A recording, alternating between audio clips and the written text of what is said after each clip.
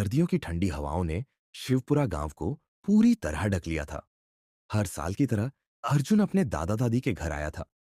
10 साल का अर्जुन शहर के जीवन का आदी था, लेकिन सर्दियों की छुट्टियों में दादा दादी का प्यार उसे खींच ही लाता था।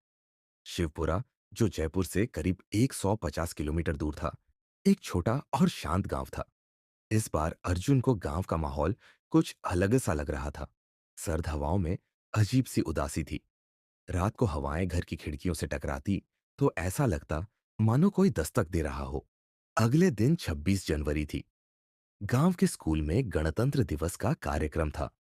अर्जुन की चाची, जो स्कूल में टीचर थी, ने सबको वहां आने का न्योता दिया था। सुबह के वक्त स्कूल में चहल पहल थी।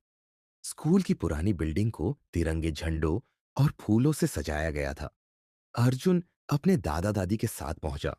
स्कूल के गेट पर सबको छोटे छोटे तिरंगे दिए जा रहे थे।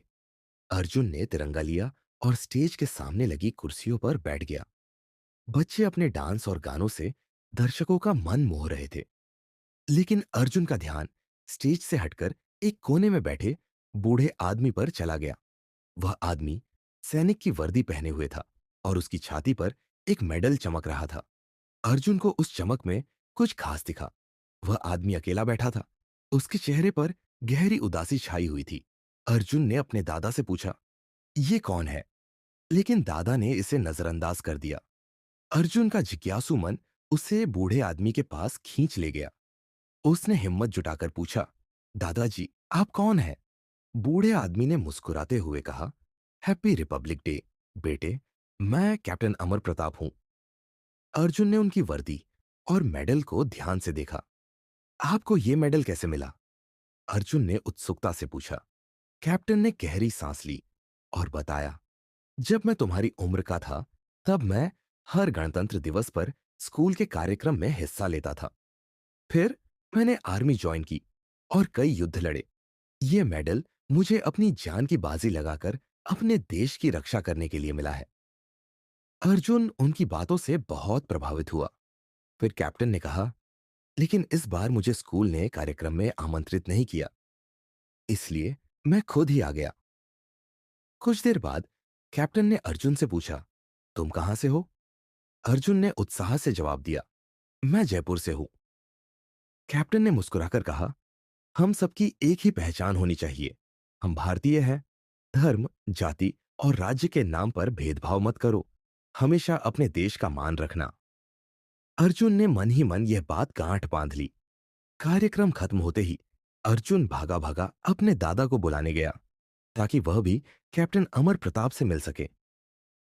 लेकिन जब वे वापस आए तो वह जगह खाली थी। कैप्टन वहां नहीं थे। अर्जुन ने उन्हें स्कूल के हर कोने में ढूंढा, लेकिन वह कहीं नहीं मिले। जब अर्जुन ने दादा को कैप्टन के बारे में बताया और उनका नाम लिया, तो दादा का चेहरा अचानक गंभीर हो गया।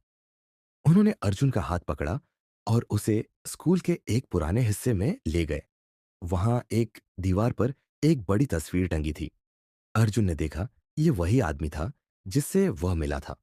तस्वीर के नीचे लिखा था, "कैप्टन अमर प्रताप, वीरगति प्राप्त, 15 अगस्त 1989।" अर्जुन की आंखें फटी रह गई। लेकिन लेकिन मैं उनसे अभी मिला, अर्जुन ने कांपती आवाज में कहा।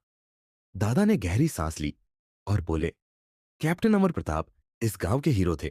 उन्होंने गांव पर हमला करने वाले डकैतों को रोकने के लिए अपनी जान दे दी थी। आज उनकी आत्मा ने तुम्हें सही राह दिखाने के लिए चुना।" अर्जुन का मन कैप्टन की बातों को याद करने लगा। उसने उसी पल ठान लिया कि वह बड़ा होकर देश की सेवा करेगा। अर्जुन ने अपने जीवन को कैप्टन अमर प्रताप की तरह महान बनाने का निर्णय लिया। समय बीतता गया और अर्जुन ने भारतीय सेना में भर्ती होकर अपनी कसम को निभाया।